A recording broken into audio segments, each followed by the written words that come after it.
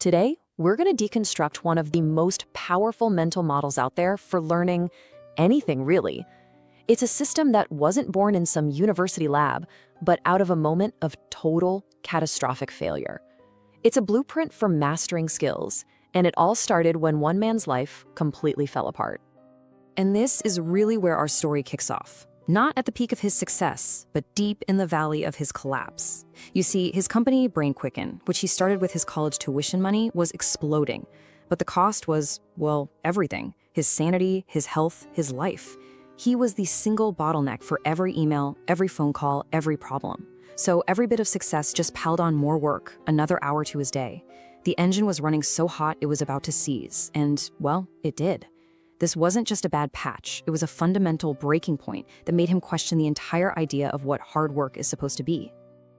And this is the light bulb moment that changed everything. The burnout wasn't a failure of effort. I mean, the guy was working himself to the bone. No, it was a failure of the model.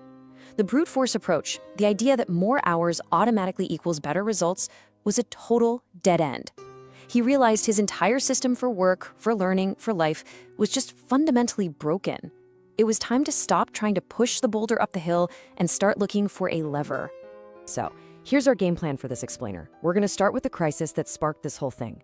Then, we'll get into his search for what he calls the minimum effective dose. From there, we'll really define his core philosophy, the Tim Ferriss Loop, and break down its 4 steps. We'll even look at the daily habits that make it all click. And finally, we'll talk about the freedom that comes from mastering a process. All right, let's dive into that pivot point. Because to really get how brilliant his solution is, you first have to feel the chaos of the problem he was facing. This wasn't just some casual decision to be a little more productive. This was an act of pure survival. The success of BrainQUICKEN literally became his prison. He was stuck in that classic time for money trap, just on a totally extreme scale. Yeah, he was making money, but he had zero time to actually live. The nonstop stress led to this crippling burnout and anxiety. And this experience, it wasn't just a lesson, it was a trauma. It taught him, in a really visceral way, that chaotic, undisciplined effort is the absolute enemy of success and, a happy life. He had to find a new path, one that completely decoupled his income from his time. It forced him to just throw out the conventional rulebook on work and start over from scratch. And throwing out that rulebook led him to this single, obsessive question that would define his entire career. He actually borrowed the term from medicine: what is the minimum effective dose? In pharmacology, that's the smallest dose of a drug that gives you the result you want without nasty side effects.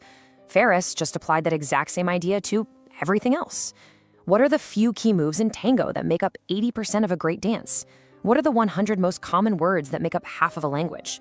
This question became his North Star, the filter he ran every single new challenge through. So with this new question as his guide, he basically turned his entire life into one giant laboratory. He started running these radical experiments, not just to fix his own life, but to find the hidden shortcuts to excellence in literally any field. What's so wild here is just how diverse these experiments were. He didn't just optimize his business. He took his philosophy and applied it to these incredibly complex, totally unrelated skills. He deconstructed Argentine tango, and by focusing on just the core principles, he became a semi-finalist in the World Championships in just 6 months. 6 months! He took up Japanese archery, this ancient, mindful discipline, and mastered it. He even outsourced huge chunks of his life to virtual assistants in India just to prove how much could be automated. Each success wasn't really about becoming a world-class dancer or archer. It was proof of concept. He was proving again and again that the biggest return on investment isn't in any single skill, but in the meta skill of learning how to learn. And all of these experiments, all this data he collected, it eventually came together into one single, unified theory, a systematic code for learning anything faster. And that is the heart of what we're talking about today, the Tim Ferriss Loop. Okay, let's nail down this definition, because it's the whole idea. The Tim Ferriss Loop is a process. It's not about being born with some special talent or being a genius. It's about having a better system. The big idea is to shift your focus away from just practicing a skill, and instead, first understand the structure of that skill.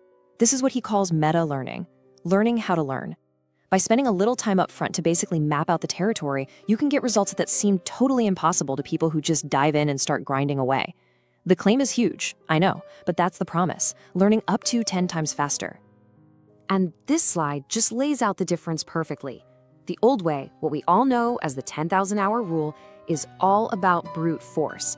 It kind of assumes every hour of practice is the same. You just put in the time. But the new way, the Ferriss Loop, is about surgical precision. It's systematic deconstruction. It assumes that most of your effort is actually wasted. The whole goal is to find those few high-leverage actions that give you most of the results. You've heard of it, the 80-20 principle. One path is a long, slow grind that leads to burnout. The other is efficient, targeted, and sustainable.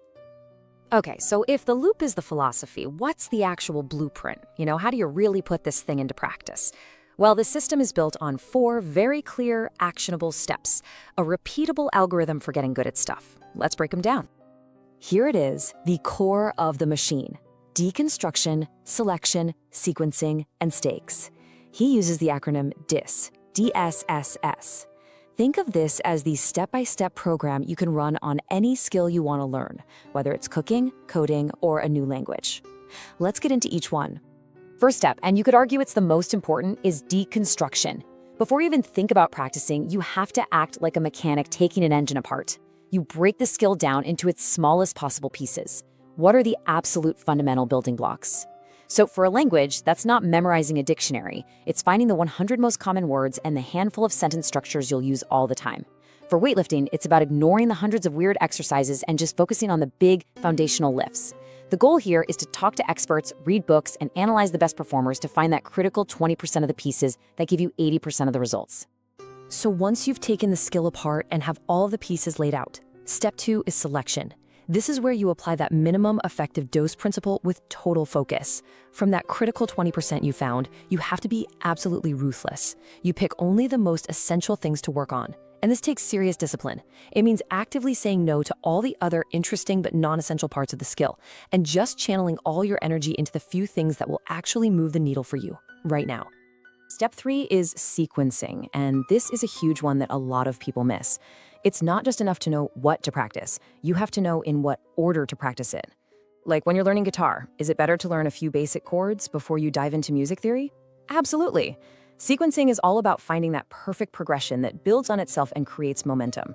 The wrong order feels like trying to climb a sheer cliff face. The right one, it feels like walking up a staircase, one step at a time.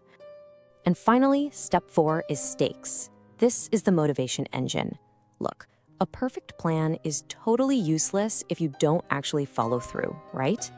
Stakes are all about creating real consequences if you quit. This could be a bet with a friend, publicly announcing a deadline, anything that makes giving up more painful than just doing the work. It creates that pressure you need to stay focused and keep up the intensity, especially when your initial motivation starts to fade. So, you've got the 4-step blueprint, but how do you actually weave this into your everyday life? See, the loop isn't just a one-time thing. It's backed up by a set of really powerful daily habits that are all designed to cut out the noise and protect your focus. 3 core habits make this whole system go. First, there's the Deconstruction Protocol. Think of this as your research phase that you do before you start anything. It's where you actually interview the experts and find that critical 20%. Second is the low information diet. To get that mental clarity you need for intense learning, you have to be aggressive about eliminating junk information. For Ferriss, this means no news, no random web surfing, very little social media. It's about treating your focus like your most valuable resource. And third, time management through batching. Instead of letting stuff like email interrupt you all day, you group similar tasks together and knock them out in 1 or 2 blocks. This quarantines all the low-energy admin stuff, and it saves your peak mental energy for the really hard work of learning. Now, when you put all of these pieces together, the traumatic beginning, the guiding question, the 4-step loop, and the daily habits, you see this incredible transformation. You see someone who went from being a total victim of chaos to an absolute master of process. This timeline really tells the whole story, doesn't it? He starts out trapped, completely burned out. The pivot is when he commits to finding the minimum effective dose through all those experiments. Then he puts it all down on paper in the 4-hour workweek, which introduces the whole world to this idea of lifestyle design. And that brings us to today, where he's a global authority on meta learning. His legacy is really about proving that what we think of as our limits, well, it's often just the absence of a good system. So, what does all this mean for you? What's the big takeaway? It's this: the single best investment you can ever make is in your ability to learn. Stop blindly following the conventional wisdom, like the 10,000-hour rule, and start asking yourself, what's my MED? Take a challenge you're facing right now and systematically deconstruct it. Find the few core things that really matter and pour all your energy into those. In the end, it really all comes down to this one powerful idea. Tim Ferriss built his entire career on the hard-won truth that efficiency is the key to freedom. The Tim Ferriss Loop is his blueprint. It's a way he transformed the pain of burnout into a systematic guide for learning anything 10 times faster. The final lesson is simple, but it's profound. It teaches us to stop staring at the mountain we want to climb and instead to focus all our energy on building the perfect ladder. It reminds us of the one immutable rule: attack the process, not the skill.